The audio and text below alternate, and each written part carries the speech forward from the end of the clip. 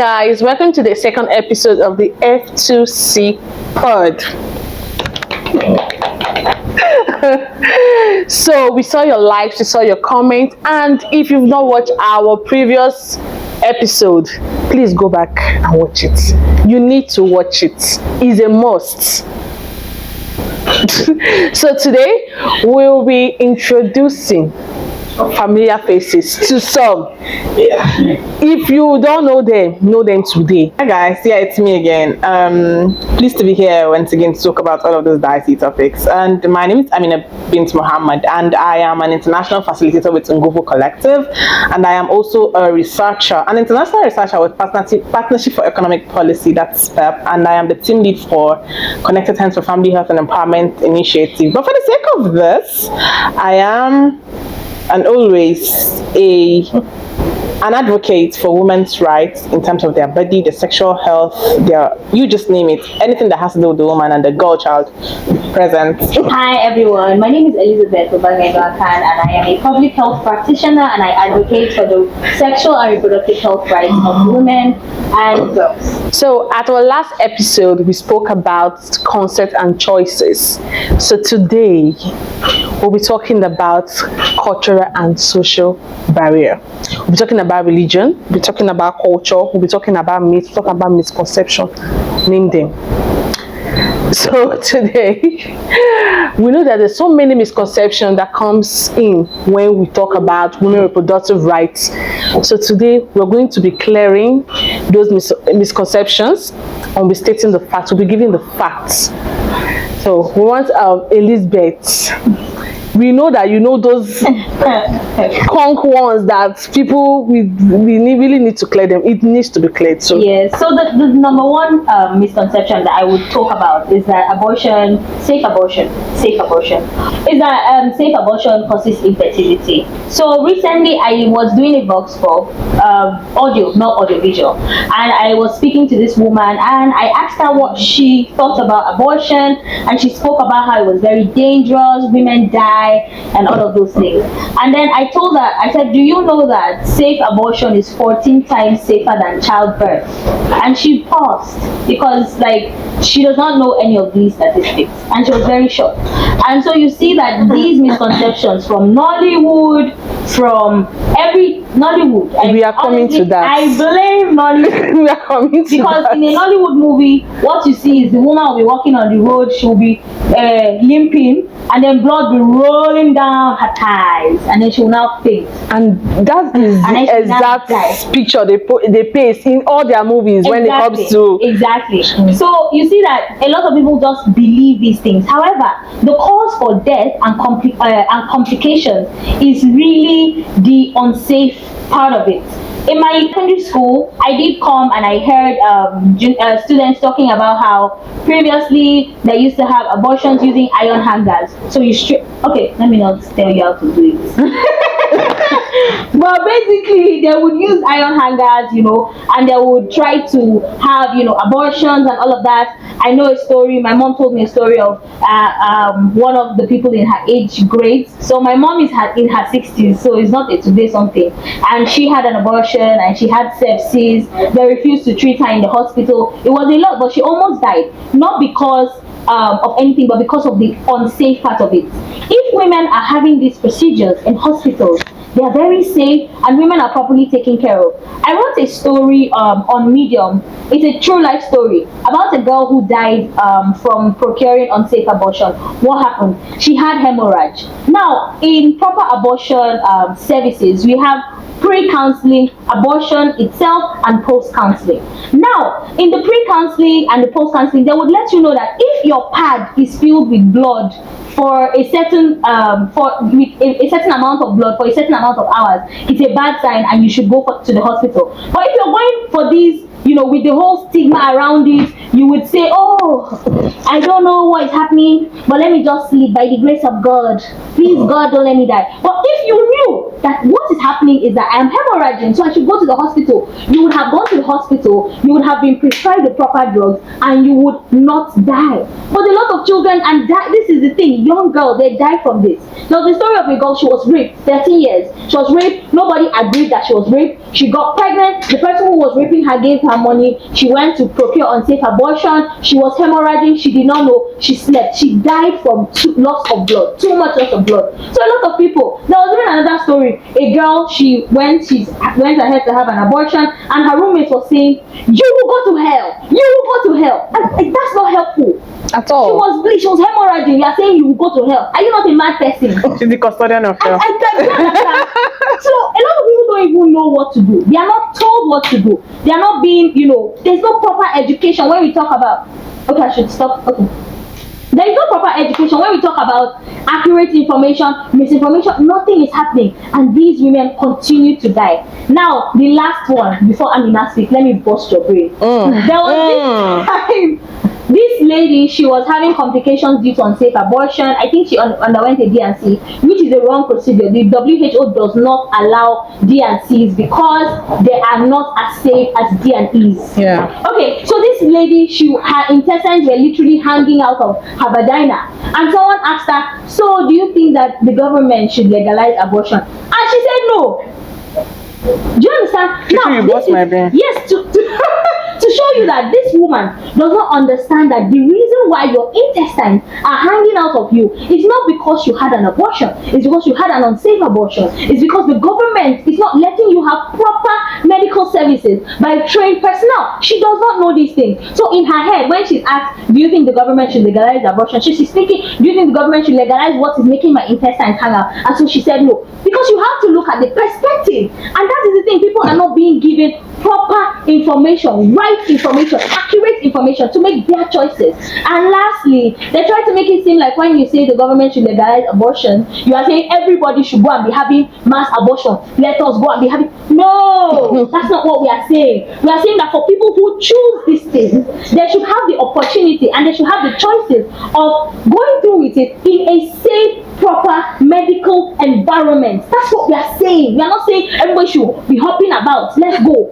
and have. A lot of people who have children, a lot of people who are pregnant support access to abortion services because they know that it can save your life, literally save your life. So that's what we are saying here. Thank you, Amina. Elizabeth, I need to get you cold water. It's like this particular topic, and I mean, as an advocate myself, I could totally feel how you're feeling. Yeah. So, but I am going to start with statistics. Numbers that say don't lie. As from a report by USAID in 2020, 2021, I'm not very sure, 2022, thereabout, I'm not really sure, but it reported that according to the World Bank, Nigeria ranks number 4 in the entire world for the case of maternal mortality ratio. Our MMR, that's how many countries do we have in this life? I think 153. So we are number 4. We are contributing to whatever statistics, whatever percentage we have of the, as far as the issue of maternal mortality, that's the death of a woman when they go to give birth. Around childbirth generally. We are number 4 in the entire world. Our MMR is estimated as 997. Actually, 1,047. It has increased. It's even worse. Because this report is not from this year, I think. Yeah. As at the time I read it, it was 997, but you said 1,000. Was and 47. It is gotten worse. And let me amaze you that this very topic that we're very hypocritical about contributes about 11% to this ratio.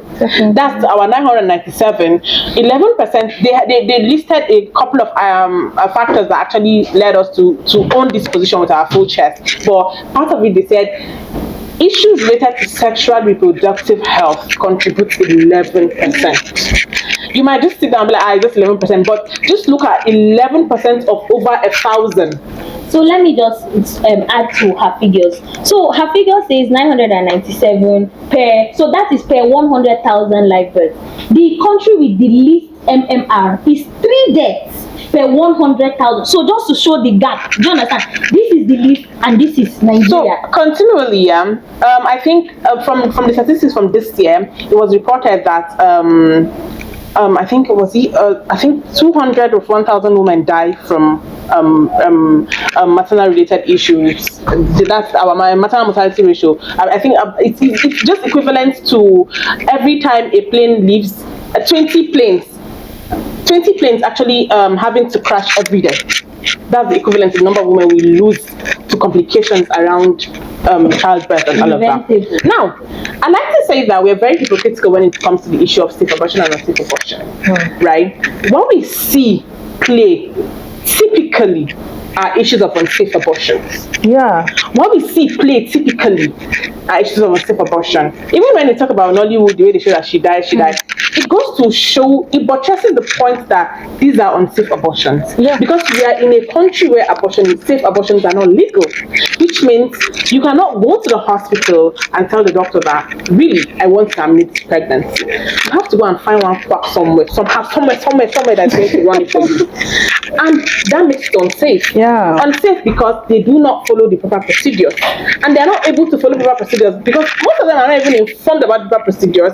And they are not, abortion, they don't carry out unsafe abortion in open spaces. They don't go to proper facilities where they get everything to work it. Because in fact, I have a doctor friend who said, if you are caught carrying out abortion in Nigeria, like there are not under the legal framework, because there are legal conditions where it is allowed. If it's not ticking any of these conditions, as a doctor, they will revoke your license. Yeah. Which means the main doctors now who have studied and understand these nitty-gritties, they don't even want to partake in it. They are under threat. Exactly. Because imagine I've gone to go and study for how many years? Then because of the pleasure that you had for 5 years, I'm not going to lose my own license. Hello. So at the end of the day, the people who really are willing to do these procedures are pharmacists, chemists, people that did not study for it and don't know jack shit. Not the people who are, please, there is apprenticeship for it. People who apprentice, just like auxiliary nurse. Do you understand? And this is very harmful. Auxiliary nurses is very harmful. There was one of my friends saw giving injection. She said the way the woman stabbed herself. She said, are you hungry? So these are people that you now trust your process with, because this is your process. This is an important integral process of your life, and these are people that you trust with it. But to be honest, you don't have a choice, as it seems like in this particular country. When she talked about that hunger, the way people use, I think one time I read on the paper, I read a lot, please, I'm going to brag, I'm a reader, I am an avid reader. So when I was younger, I read on the paper a story of a lady who carried out a procedure with hunger, really, and she bled to death. When I read it, I was a child then, but it burst my brain, because I was like, hunger. How do we do it? Then I didn't even know anything about, it's not legal, it's legal. And again, on the 28th of September, which celebrates the International Day of Safe Abortion, I carried out a poll on my WhatsApp, and I'm like, guys, what's your take on abortion? That was the only thing I said. What's your take on safe abortion? That was the only thing I said, right? But you would be surprised. Nobody really sat down to even think, what if she's married? The next thing everybody wants to talk about is, you are encouraging promiscuity. Because how would you be talking about abortion? The world has spoiled. Although, typically, I'm not really a kind of person where people don't comfortably tell me some things. By the way I am by my nature, there are things that you just know that you cannot walk up to me and tell me. You cannot ask me some stupid question. There are things, the way I have programmed my life, there are things you should never be able to tell me, even in your free time, let alone when you are busy. So typically, I know that I should have expected even more backlash on, Amina, what are you encouraging? But I think I only had one person who said, wow, the world is coming to an end. I acted dumb, and I'm like, I don't understand. I don't understand. What do you mean? He said, Amina, it's better I don't tell you. I already knew he wanted to start telling me how I'm encouraging bad behavior in the society. So later when I started to get other people were really commenting, and they were like, how? So a married woman told her story. I asked her for consent if I could share. She told me how she almost died. Not because it was anything related to her health per se, it was related to her mental health. She didn't feel like she was in a space where she was ready for another child. Thank you. She was not there, and she felt like if she had that child, she probably hates the child. Yeah. Because she was not just there at all. But it was a drama between she and her husband, and they were going back and forth. But she really did not want to carry that child. She did not. But they were going back and forth because it was like, a child is a gift from God. How would you do this? How would you do that? And again, who would abort it?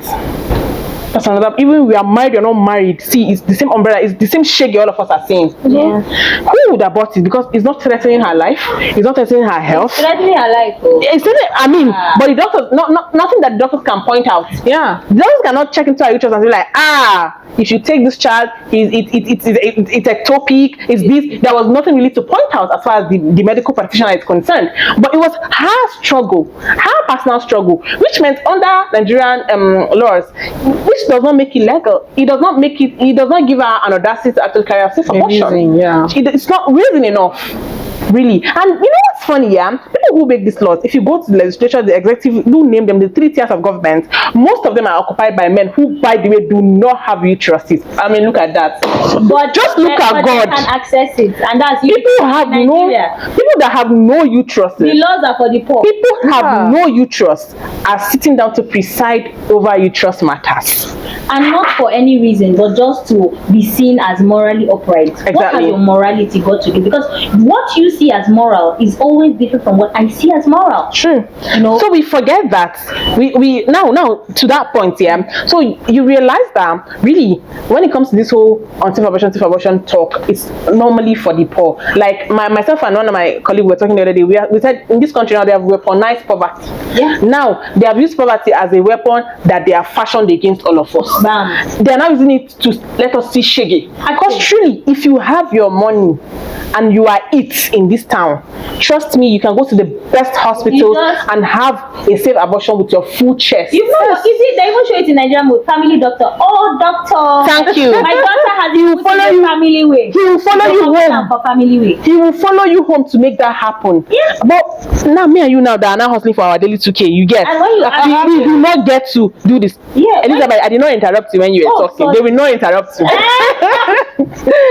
Sorry. Now me and you now that are now hustling for our own daily 2K, yeah, we don't get to have this right. And you're not wondering, no pregnancy is more pregnant than the other pregnancy. At all. All pregnancies are equal. It's whatever I am feeling, I am feeling. Whatever you are feeling, you are feeling. And it's so amazing to even know that some of these pregnancies come with complications quite alright. But because of the way our entire system is rooted in culture, and like I always say for free, culture is peer pressure from dead people. Because oftentimes the cultural norms we have are things that have been there, they are so obsolete since time immemorial. Some of the things that we practice as culture, the people that have even set precedents to them, they have forgotten that they came to this life. Their bones, probably we have even built a house over their bones. The house probably even demolished it and built another one. But we are still practicing these things. As far I don't know, retrogression is that we don't progress. I mean, this really gets to me. So a lot of these things are rooted in culture, yeah, and you realize that some pregnancies even come with complications, but because culture is like abortion.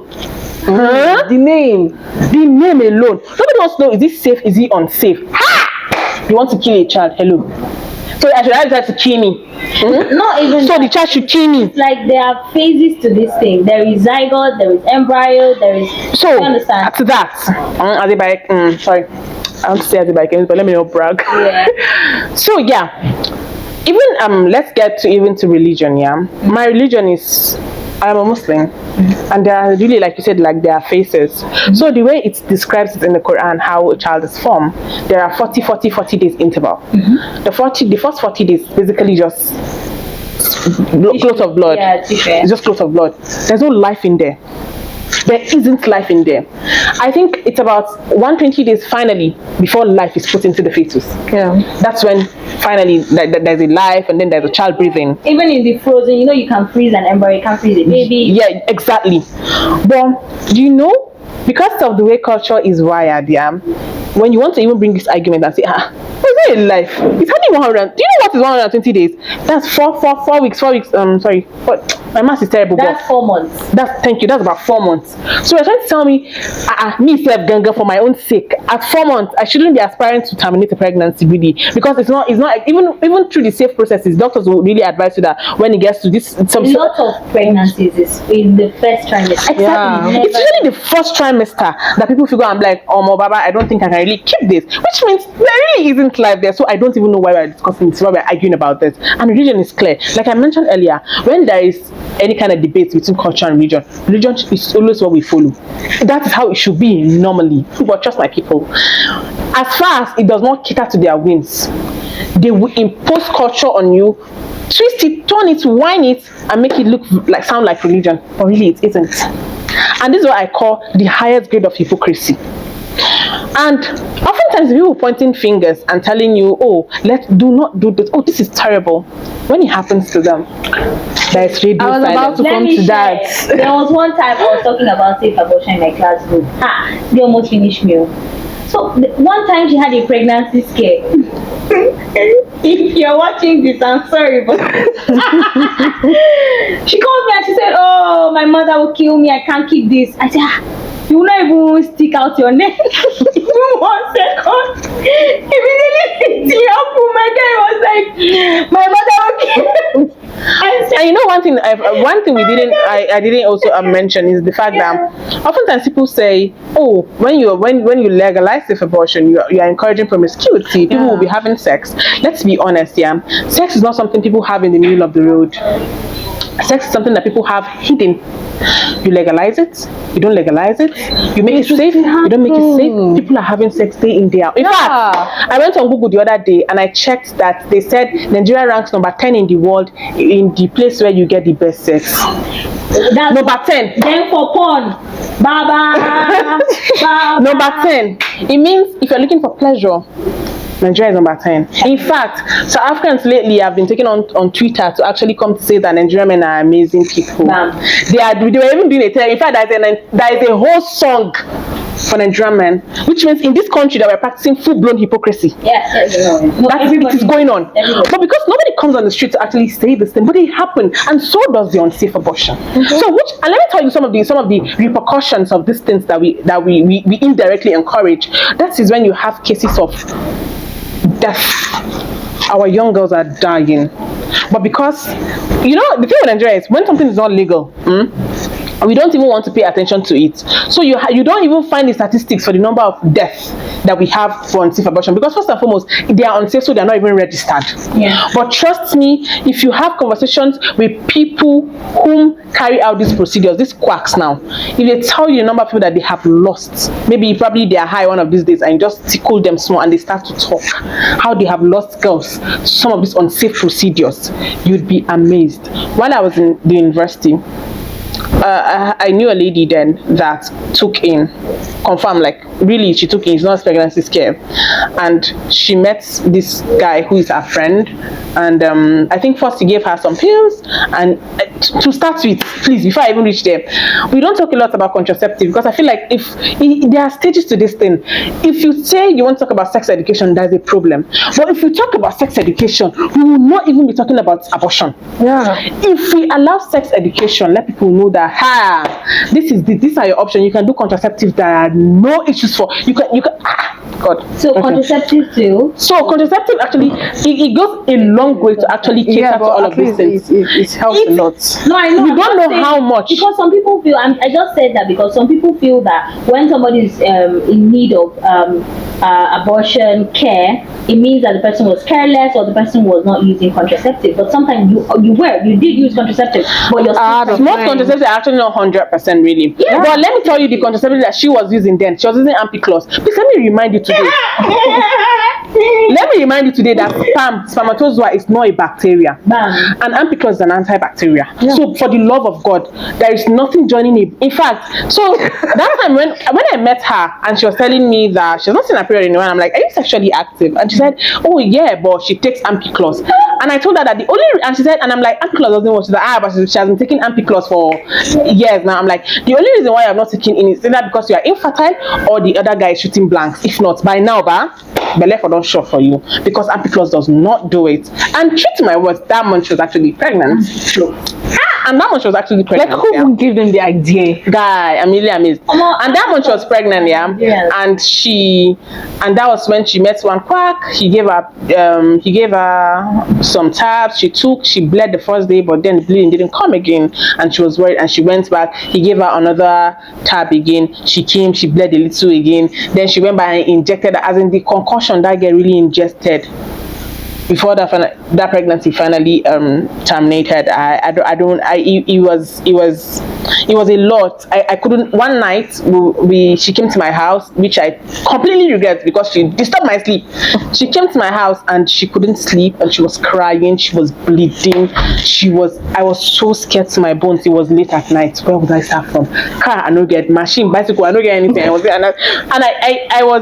really living alone, and I didn't really even know how to react. I was just so worried. I sat up with her. She was crying. I was telling her, so she was telling me to tell her mother that she's sorry. I said, hey, in my house, what is this? What have I really gotten myself into, you know? And now that I think about it, I was much younger then, yeah. And now that I think about it, really, if she had information, if it was safe, if she could do this thing legally, properly, the way she should, she won't be having all that ceremony. Exactly. My sleep will not have been disturbed. Yeah. I would have slept well. That's priority, her sleep. My sleep. And then Because that thing messed with me. Till today, I still have flashes of that night was terrible. You needed to be there. The cloth of blood. we did not. The cloth of blood. The cloth of blood that was, God, please.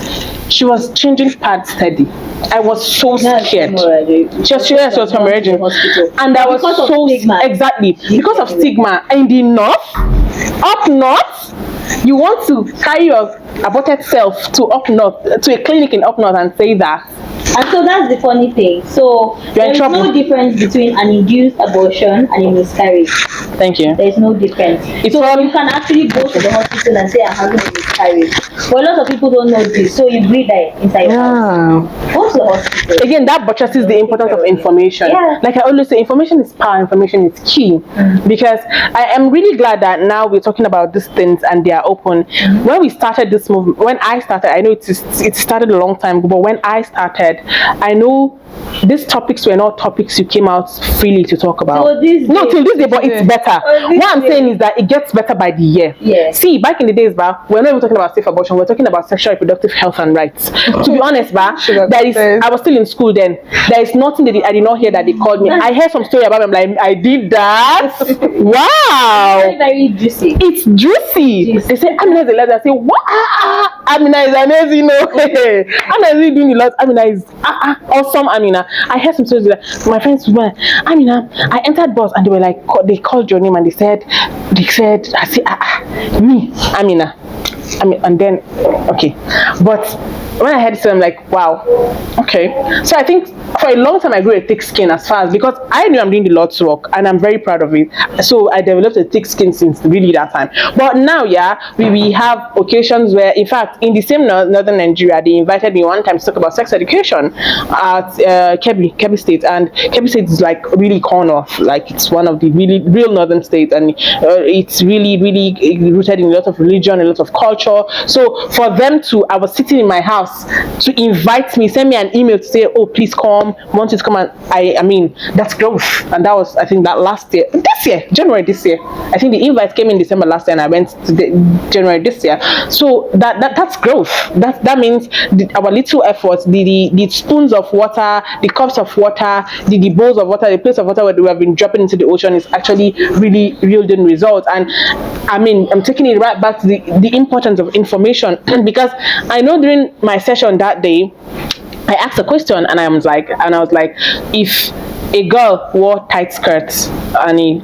tank top or a crop top and she was raped, whose fault is it? And of course, you know the answer. It's her fault. And I said, okay. So a baby is 3 months old. A baby that is 3 months old was kept on the bed and she was raped. Somebody said it's the mother's fault, and I'm like, this country people kill me before my time. Yes. Yeah. She said, the mother shouldn't be there. I said, okay, she was raped by her father. So what's the worst you've heard in this rape story? Please let me just say, because I swear to God, a blind man has asked me before, but what was she wearing? I almost told him that's why you're blind. I almost told him, but spirit of professionalism, I had to explain that there are museums with clothes. We don't enter it now, though. Okay, before we switch to that part. Yeah. So I'm just trying to like take it back to the importance of information, yeah. And I said, oh, she was raped by her father, and there was radio silence. Because as a mother, you don't envisage that you would have to protect your child from the person who bettered them, right? And there was radio silence, and that was when we start to get into the discussion of rape. That rape is not the victim's fault, the survivor. It is never their fault. It is the perpetrator's fault, throughout. Yeah. Yes. No matter how you want to spin it, it doesn't matter if she was naked, it doesn't matter if she followed him to his apartment, it does not matter. As far as consent is not given, it is the fault of the perpetrator. And that conversation, that is when you're just talking, everybody just nodding their head, and when you could really see that you have gotten through to people. And that takes us again back to what's importance of information. I will not stop. I would say it, I will preach it, I will speak it. I do not care what you label me. I do not care what you say about me when I'm gone, but I will speak my truth. And this is it, because honestly, when I hear stories, I have a baby sister. Now I have 2 sisters. I used to have one. She used to be the apple of my eyes, right?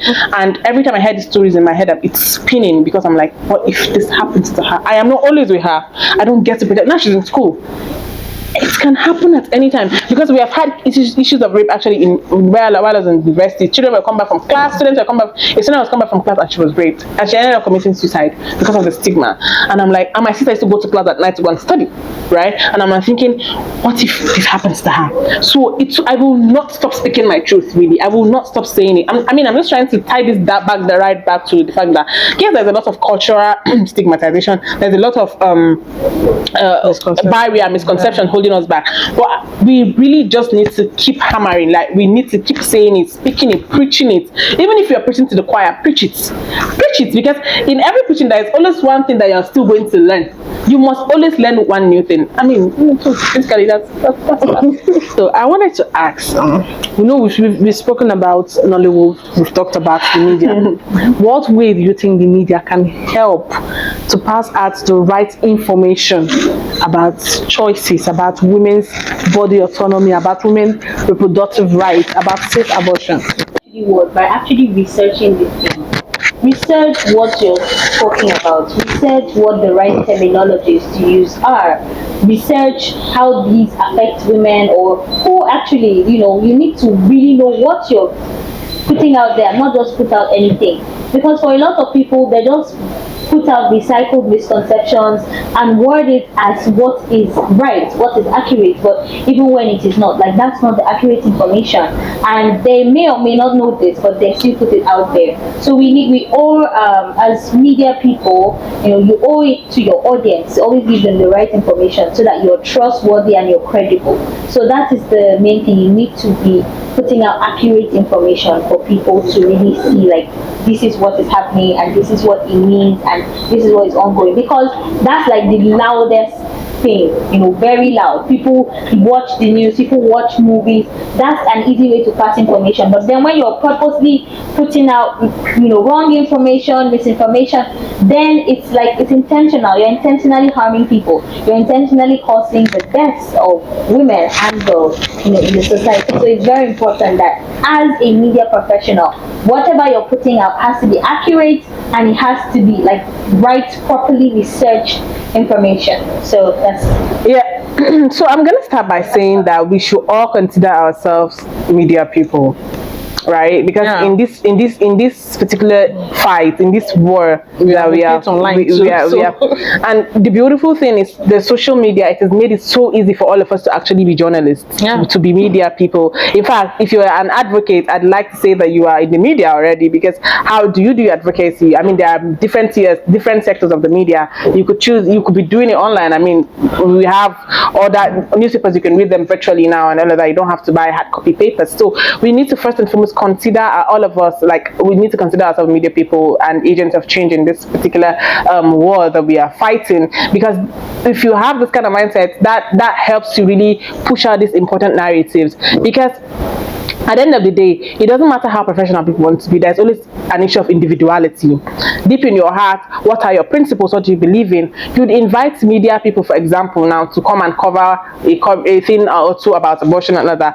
If deep in their head they don't really buy what you're saying, by the time they want to go and report it, you'll be like, what is this? What's this nonsense, right? Because at the end of the day, yeah, for an overly religious country like ours now, when they get there and they're like, yeah, I cannot report this, this is blasphemy, God forbid, I cannot run it like that, right? So it's important that we consider ourselves media people, that we consider ourselves actually journalists, and we are pushing out the right narrative. If we are always going to wait for the people who were trained to actually push out the right narrative, there's going to be a lot of problems. Honestly, I have seen it firsthand, like from personal experiences with media people. And in this country, there is a kind of trust that we have for the news. Somebody will tell you something like, where do you see it? I read it on the news. I read it on the news, and that makes it absolutely true. So they have kind of used media as a weapon. They really weaponize a lot of things in this country. There's poverty, they will also weaponize the media. And ideally, the reader should be non-biased, but the media is biased. Especially the one that is immediate, that is more easily accessible to the poor man.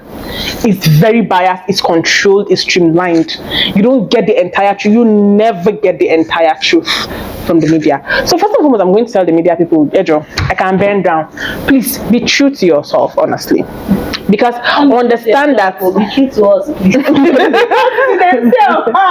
Please understand that there are a lot of people that are counting on whatever content you're sending out. I know people that the first thing they do every morning is flip through what is the news saying today. They see articles. Some of the things that I've learned, I read a lot of articles on newspaper when I was small. My dad used to buy newspaper, so every weekend, when Monday to Friday I've gone to school, on Saturday, Sunday, I sit down and I collate all the newspapers from Monday down to Sunday, and I start to read them page by page. And I see articles. I love to read articles, and I see stories. And oftentimes I fly with them.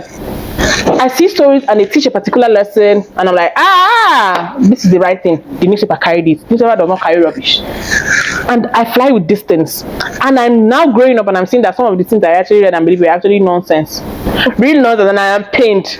But this is me now. I grew up with this and I believed them. But then I got to a space that allowed me to now see the truth for what it is. And I explored better, I read better. But I have mates who never got to see the light at the end of any tunnel. That thing that they actually grew up with believing is what they still believe in. And that's unfair to them. You just ruined life for them, to be honest. Because, for example, most of the articles I read about abortion and all that, I never even knew that there is safe and there is unsafe. I just figured abortion is a terrible thing. Don't say it near me. It's very catastrophic. Nobody should near it. Married, single, don't near it, to be honest. But now I've grown up and I am in this space where we are getting to relearn, unlearn, and learn new things. And I'm saying that really, there are levels to it.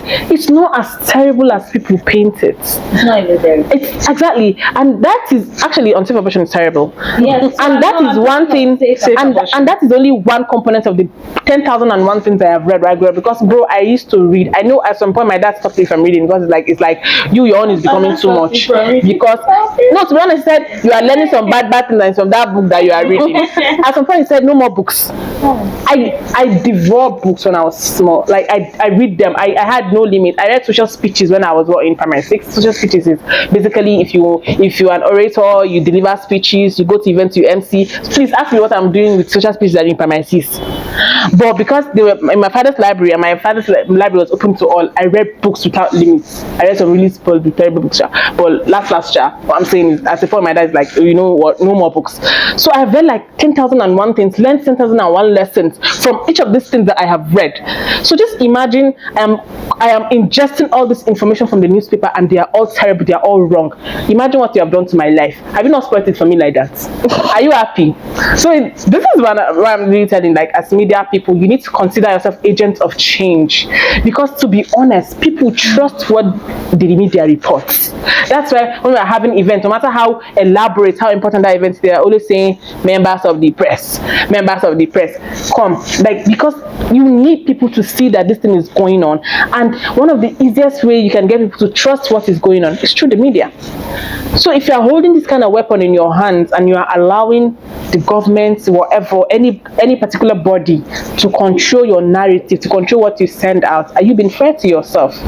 You will tell God on the day of judgment. So I think the media will do more will be more helpful to counter this stigma. The media, because most people are the things they believe are what they see on TV, what they hear on the media. Yeah. So they should be like at the forefront when it comes to countering and they should be non-biased. But the media is people now. That's what they believe they are putting out. Oftentimes, yeah. So that's why, if you notice, the first thing I said when we got to this particular question is that we should all consider ourselves media people. Yeah. You put out your own, I put out my own. Yeah. We'll jump for me too. We will see who has more facts, because I have more facts. Yes, but well, I mean the truth. Media. I mean the it truth. It also depends on how many people are, seeing what you're doing, what platform, what is your reach. Do you understand? What also is the trust that people have, your readers have built in you as a news platform over. I mean, it usually there's a lot that is involved when it comes to being a subject, a key to change.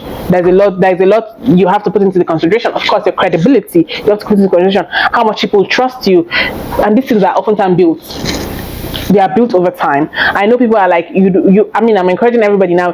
Don't feel like nobody knows me. When you start, people know you. I remember my first encounter in SRHR space. Baba, when I went to that room, I did not know one single person. First encounter, the first time I actually went on anything that I learned about anything SRHR, sexual reproductive health, and I was with an organization. That was my first time. When I stepped into that room, I knew nobody. Nobody knew me. If I want to introduce myself, what is this one? But today, if I go to any gathering, as far as this development space is concerned, if I don't know them, they know me. And this didn't happen because I sat down in my house and did nothing. Honestly, I like to toot my horn because I put in the work and I get to brag about it. Yeah. This happened because I didn't keep quiet. This happened because anytime there was a topic around these issues, I am always loud. I always have something to say, and I'm always pushing it unashamedly.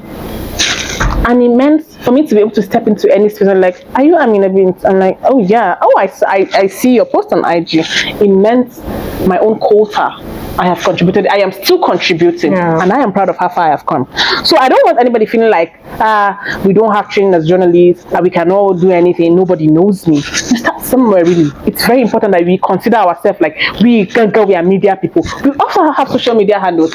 Before I joined the space, quite alright. My Instagram, what I use it for is Slay. I used to go to restaurants, snap, post. But these days, it's not like I don't still go to my restaurant. I go, but I hardly even post them. What I'm posting is there is a webinar on burnout. Please join. There is a webinar on how to manage how to identify safe spaces. Please join. Basically, that is what my handles are about these days. That is what I preach. My Twitter, I'm always talking about, please identify your childhood trauma and hear from them. Abuse is never the victim's fault, it's always the perpetrator. These are things I put out.